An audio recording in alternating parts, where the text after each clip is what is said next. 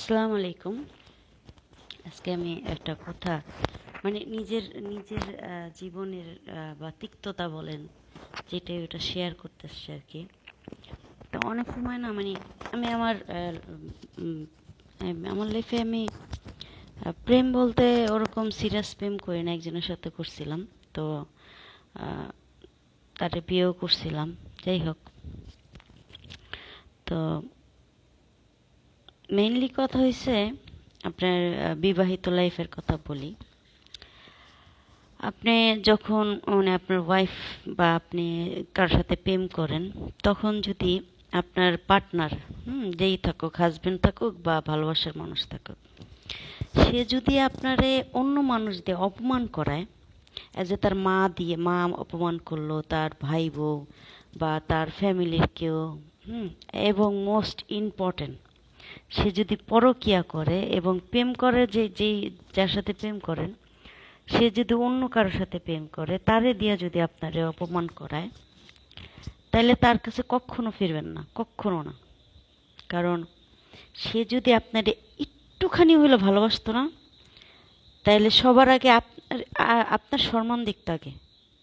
কারণ তার ভালোবাসার জিনিস, তার ভালোবাসারে কেউ অপমান করবে, এই জিনিসটা সে কীভাবে মাইনা নেবে? তো মেয়ে মানুষ, হয়তো আমরা মেয়ে মানুষ অনেক সময় দেখা গেছে হাজব্যান্ডের নামে বদনাম বলি। বদনাম বলতে কি, এটা অভিযোগ।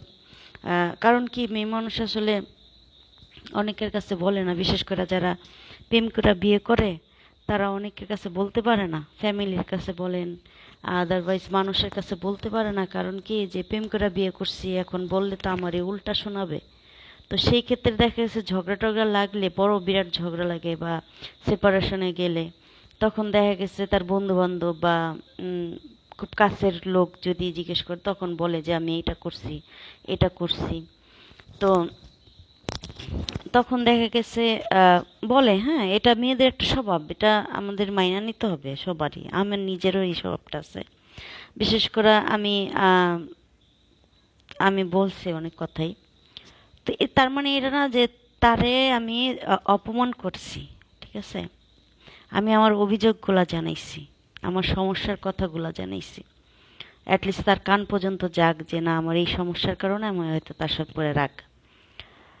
আর অন্য নারী দিয়া, হ্যাঁ, বিশেষ করে ওই যে প্রেমিকা দিয়া আহ, অপমান করানো, বা প্রেমিকা এসে আপনার একটা গালি দিবে, এই জিনিসটা যদি সে নিজে স্থায়িকা করায়, এর থেকে দুঃখজনক, এর থেকে বা অসম্মানজনক আসলে কিচ্ছু নেই।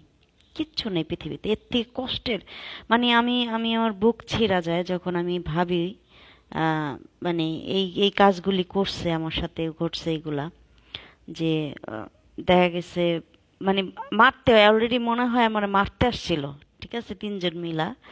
আমার এরকম মনে হয়েছে যে আমারে হয়তো মারবে, এই প্রিপারেশন নিয়ে আসছে।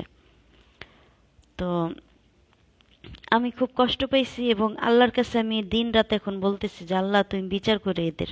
আমি যে কষ্টগুলা করছি ওর জন্য ওই বিচারও করবা, এবং আমার সাথে যেগুলো হয়েছে ওগুলো করবা। আপনাদের লাইফে যদি এরকম কেউ থাকে এবং এরকম কেউ করে, ভুলেও তারে দ্বিতীয়বার বিশ্বাস করবেন না, কখনো না। কারণ ওই ব্যক্তি আপনার নেক্সট টাইম আপনার খুন করতো, অন্য মানুষদের খুন করাই তো সময় নেবে না, 2 সেকেন্ড ভাববে না, ঠিক আছে? ওইসব মানুষে আপনার ভালোবাসা পাওয়ার যোগ্যতা রাখে না, কখনোই রাখে না। তো ভালো থাকবেন সবাই।